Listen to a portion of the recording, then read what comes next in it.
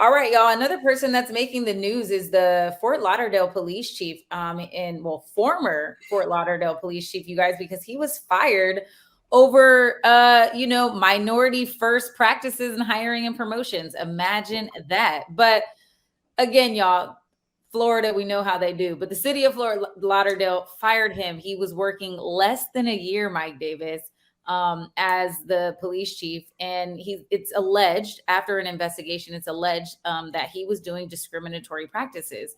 Um, his name is Police Chief Larry Scirotto, right? And so Scirotto, he talked to CNN, and in a statement, he goes on to talk about what all was revealed. So he was hired in mid-August.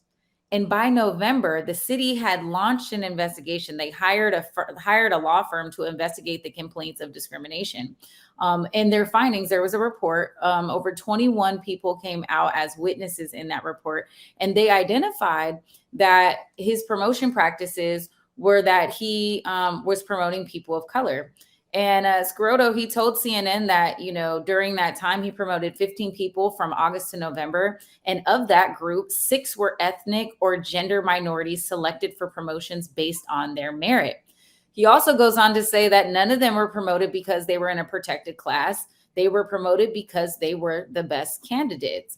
Well, he also says, he's going to take this one to the bank. So if promoting diversity is the hill I'm going to die on, I will sleep well tonight. I won't allow them to tarnish my reputation. I won't allow them to tarnish the work I've done in the last 24 years that I've been in this profession. So he's doubling down on his practices, and he's basically saying that he was really intentional in his decision-making process, and that he absolutely was trying to promote diversity and inclusion because that is what the community had been asking for. And so what he was really saying, Mike Davis, is how is it as a police department, are we going to say that diversity and inclusion is paramount in what we do, but we don't see it on our police force? And so he doubled down, and they didn't like it.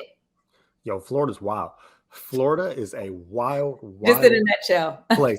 But this was crazy too, though, because when I just reading through what was going down, I mean, there was like 15 hires that he made that they looked at. Out of those 15, 6 of them were either ethnic or gender minorities. So, I mean, come on, like 6 out of 15, that's not even half. If we go look at the former police chief, I'd be very curious to look at every 15 people he hired and how many ended up being white. Because one thing that this chief who was fired, he was walking through and he was like seen a wall of all the employees' pictures up. It was like the high-ranking folks in the police force, and it was all white people. And his comment was, "Wow, that's a really white wall. I'm gonna change that." But people didn't like that comment.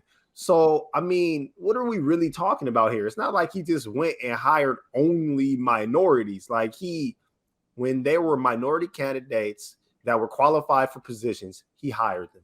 He was intentional about trying to target them and bring them into interview processes. But I mean, this is going to be a really hard thing to prove.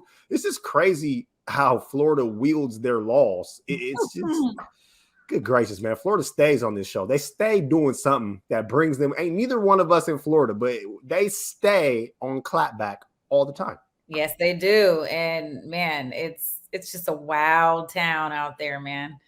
Hey, shout out to him though, for real though, like because he's right. If the community is asking for the police force to be more representative and reflective of the community that they serve, it's the right thing to do to try to make that happen. I hope he gets it is.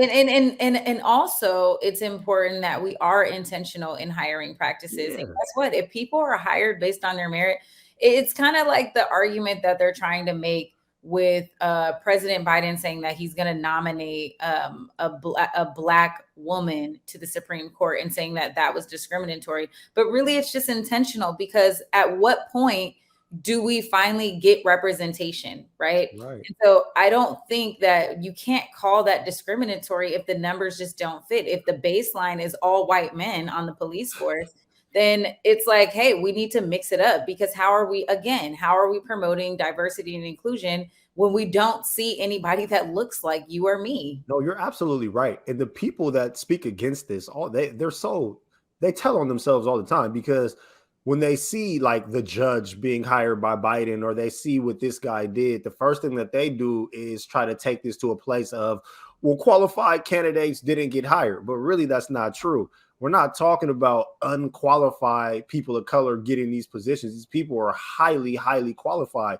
We live in a country, unfortunately, where a lot of these folks who are highly qualified just never do get opportunities when we have a quote unquote level playing field. So it does take extra intention to bring these types of folks on, but it doesn't mean that they're not qualified. I mean, the judge that Biden just hired, I mean, man, she went to Harvard. She had a full career as a lawyer. So to have someone on the Tucker Carlson show come out and say they want to see her grades from college, I mean, that's absolutely ridiculous. That wasn't what he said when Trump was making his appointees. So I mean, they're telling on themselves, and we know what the game is.